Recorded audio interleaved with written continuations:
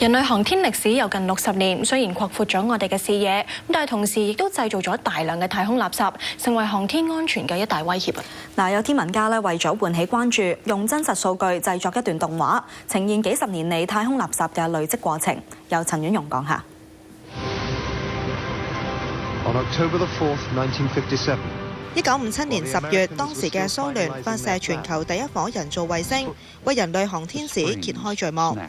搭載呢顆衛星嘅火箭，亦都締造咗另一項歷史。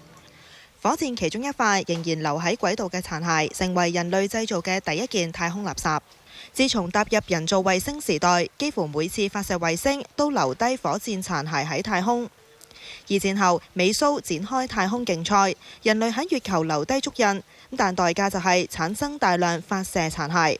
截至1980年，太空垃圾累積至5000件。